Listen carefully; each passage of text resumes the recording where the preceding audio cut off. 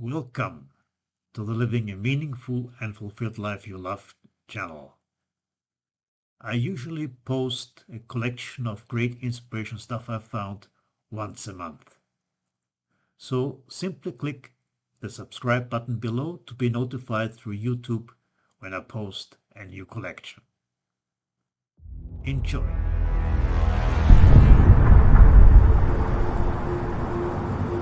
I've never felt like I belong here. The chaos and the rush makes it hard to breathe. The standards of society make me sick. Everyone points at each other and tells them what's wrong and what's right. No wonder I feel like an outcast sometimes. But here, things are different.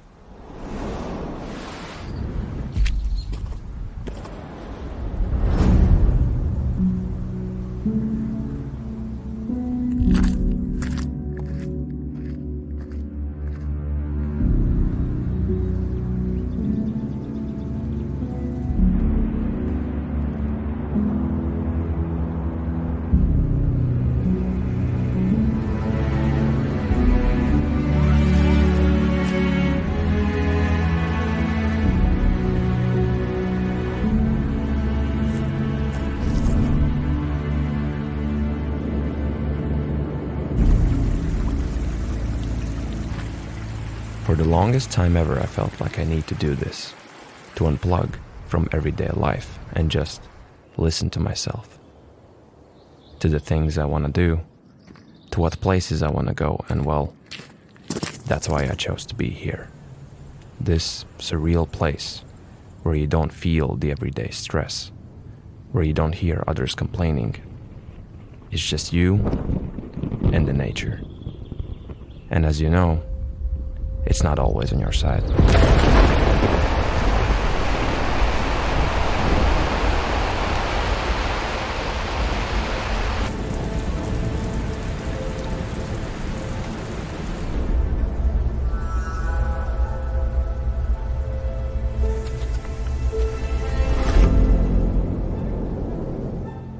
Ironically, I feel more comfortable here than back in the city, because even a bad day of hiking is a day you will remember. It's hard to explain why I'm so obsessed with it. It's beyond just the natural beauty. It's the feeling of not being interrupted. It's the sound, or the lack of it. It's the smell of the forest, the wind, the water. This really is a paradise for me.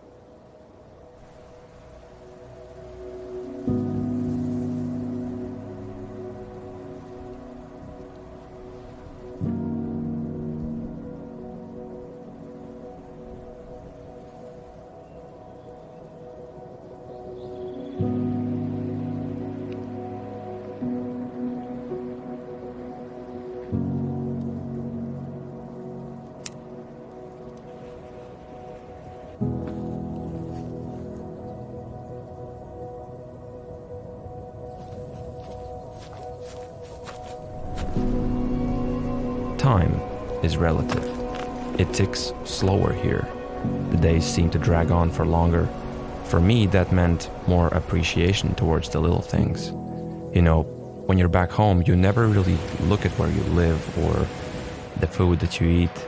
Things just happen, and I can see how someone can become ungrateful or unhappy. But when you're out here alone for a week or two, it's hard not to think about the comfort of your home, the warmth of a hug, even getting a shower. I see all of these things now that I've never paid attention to before, which makes me want to spend more of my time here and ultimately makes me more grateful and more happy.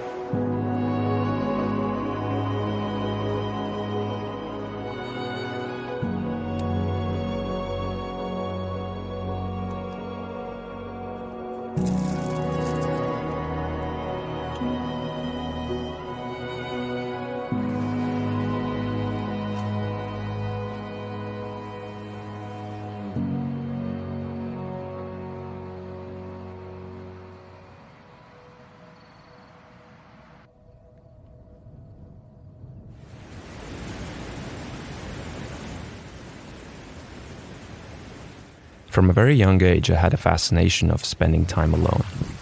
That didn't mean I was sad or anxious. I enjoy not being told what to do. I like to create my own rules and be in this world that only I can understand. At first I thought that there's something wrong with me, that it shouldn't be this way, but the more I tried to fight it, the more I came to realize that I need to embrace the unusual and just be myself.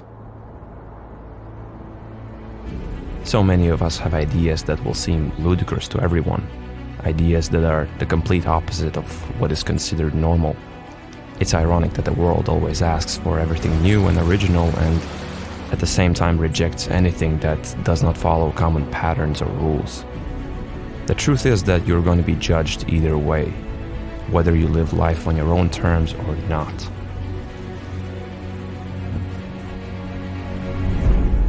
They will call you quiet because you're perfectly happy in silence. They will call you weak because you avoid conflict and drama. They will call you boring for not being an extrovert.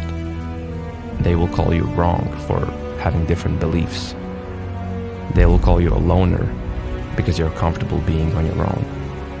They will call you lost for not following the same route as others. Let them call you what they want.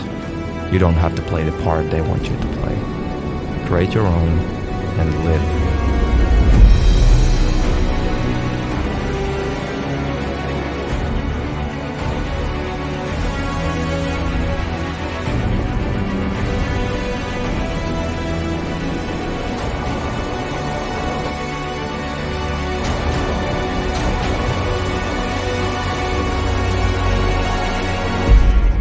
After all, I chose to be here because I feel free.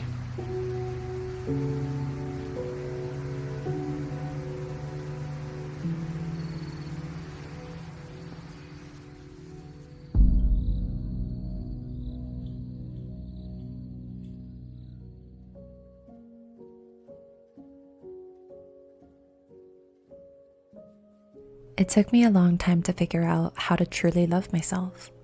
Not just embracing the best parts of me, but also falling in love with my unedited self, with my many flaws and my shortcomings too.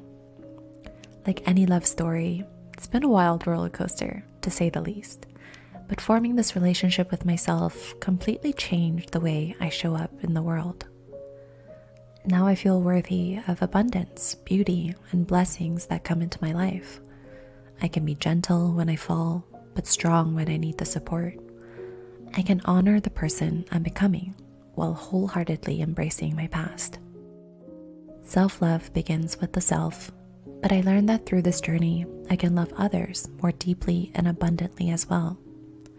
So today, I wanted to share with you some self-love habits that helped me to fall in love with the main character of my own story. Instead of blaming ourselves for the mistakes that we made, what if we see them as opportunities to grow and build character? What if we see each mistake as a lesson learned and treat them just as important as our achievements and our successes? All the failed relationships, the wrong choices I've made, money wasted, friendships that ended, the awkward first-time experiences. I could go on. These memories haunted my subconscious for the longest time, but now I tell myself that I can't keep myself accountable for not knowing any better at the time. As Maya Angelou once said, you may not control all the events that happen to you, but you can decide not to be reduced by them. I notice that I'm so forgiving and understanding towards other people, so why should it be any different towards me? Now, I take responsibility for my actions, of course, but I try not to blame myself for my lack of knowledge or experience. I also encourage you to ask yourself, did I try my absolute best at that time with the given circumstances? And if the answer is yes, forgive yourself and learn to let it go.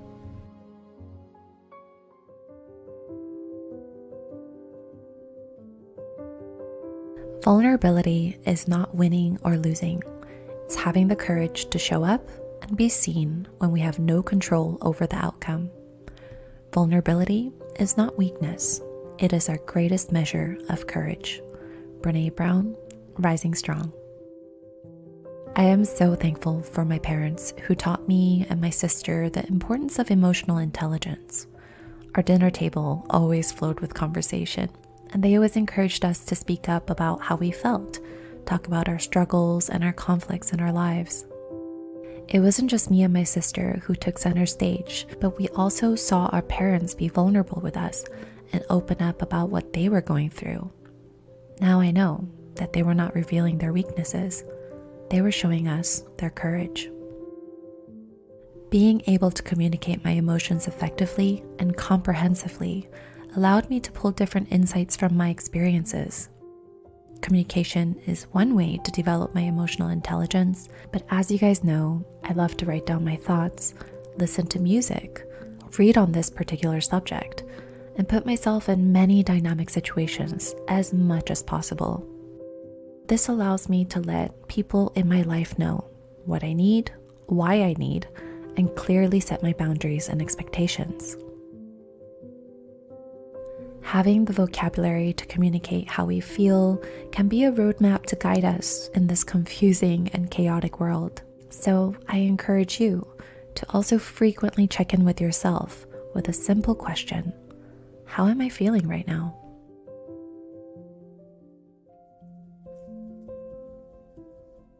The other day I came across a quote that said, when you say no to someone and they get upset at you, it doesn't mean you should have said yes. I laugh so hard because this is so true, but also because this is the default inner monologue I question when I tell people no.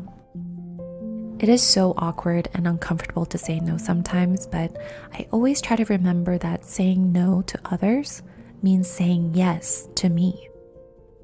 In the past, I allowed my boss, my friends, boyfriends to infiltrate my space and completely take over my time and my life, only to turn around and blame them for overstepping their boundaries.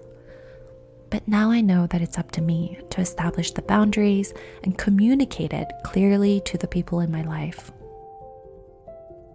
Creating boundaries is a way of valuing my time, respecting my emotional capacity, and honoring the inner introvert in me, whether it's saying no, taking time off for myself, or simply turning off my phone on the weekends. So let me ask you, what specific areas of your life do you need to set boundaries for? How does your boundary setting align with you and your values?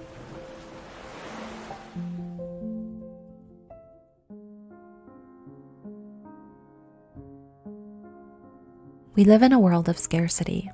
constantly telling us that we're never good enough, pretty enough, smart enough, rich enough. And this constant pressure to improve and work on ourselves can be absolutely exhausting. Instead of operating through life based on what I don't have and who I'm not, I decided to shift all my focus to who I am and what I already have. Every night, I write down 5 things I'm grateful for. And as simple as this sounds, this habit really shifted my whole worldview, from feeling insufficient to feeling abundant. With this mindset, everything else that I achieve or gain isn't out of necessity, but rather just becomes another blessing in my life. No matter what society tells us, I believe that we are all worthy. Even when we're lazy or having an off day, whether we fail on a huge test or land our dream jobs, whether we break up with someone or we get engaged to someone we love, whether our skin is covered with acne, stretch marks, scars, or it's blemish-free. These are just external factors that will always come and go, but our worthiness is unshakable because it comes from within us.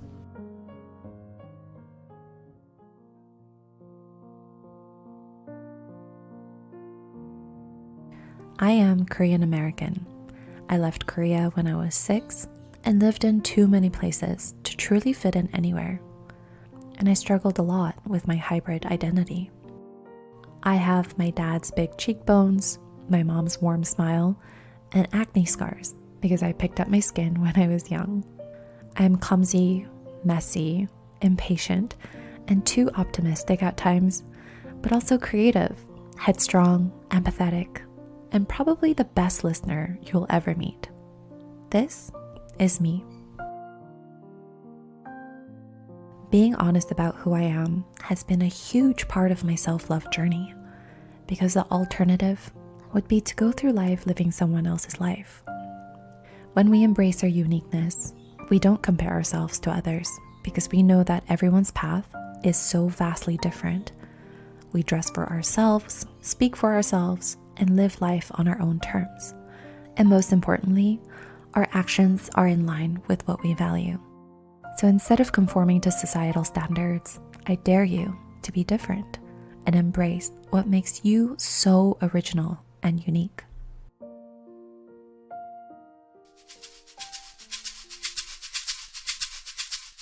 One of the stranger but more useful suggestions of psychotherapy, and in particular a branch of it known as transactional analysis, is that all of us contain within ourselves 3 essential personalities: a child, a parent, and an adult.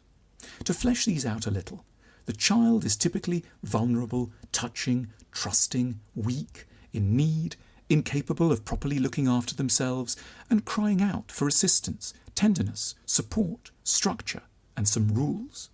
For their part, the parent is strong, dominant, in control, responsible but also often chiding, critical and hectoring, and busy from all their cares and duties.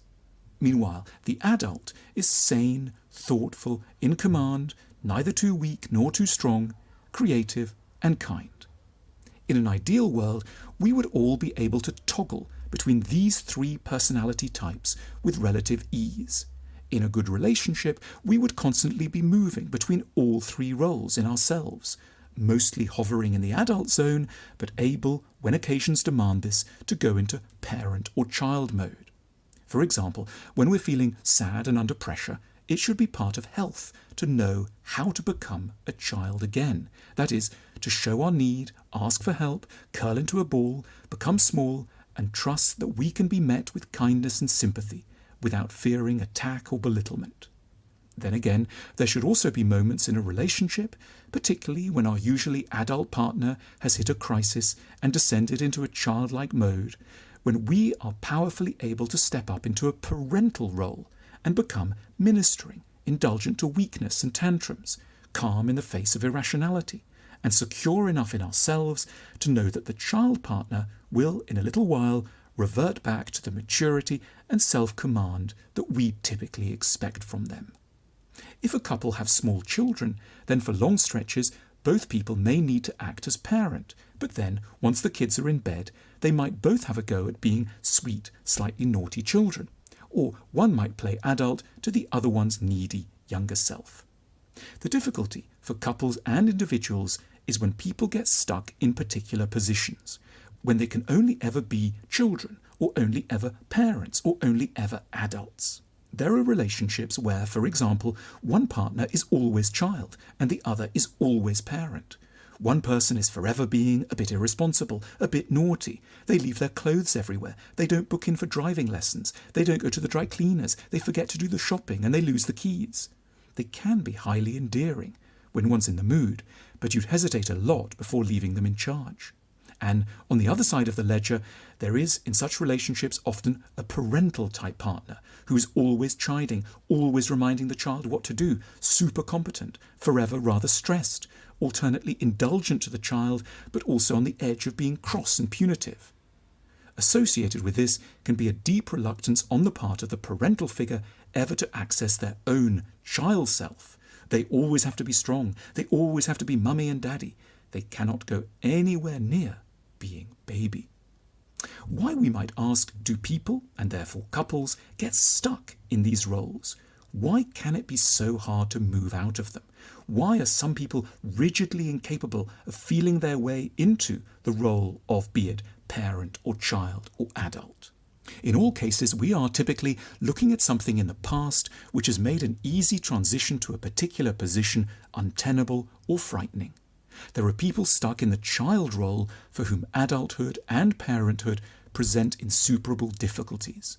Perhaps they are the offspring of a loving parent who couldn't tolerate their maturity. To be deemed worthy of love, they had to stay a baby.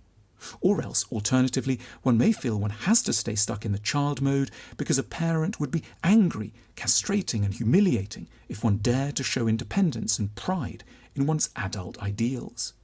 At the other end of the spectrum, very poignantly, there are people whose younger selves were so badly treated, who experienced such anxiety and lack of support when they were children, that the idea of being small, even for a few hours, presents unbearable challenges to their integrity. They may be very happy playing mummy and daddy. What they cannot ever do is be baby. The route out of all these impasses is, as always, self-exploration and mutual honesty in relationships. Problems are never as bad as they might be once we get them into consciousness and circulate them in discussion. To admit to being a child who doesn't dare to be an adult, or a parent who doesn't dare to be a child, isn't just a peculiar-sounding confession. It suggests the presence of someone profoundly committed to eventual maturity, and on their way to being the best kind of grown-up. Yep. This was it for today. Really hope you liked it. And if you did, please give it a thumbs up, maybe even leave a comment below, and subscribe to be notified through YouTube when there will be new videos about living a meaningful and fulfilling life you love. In any case, thank you very much again for watching, and looking forward to hopefully see you in the next video.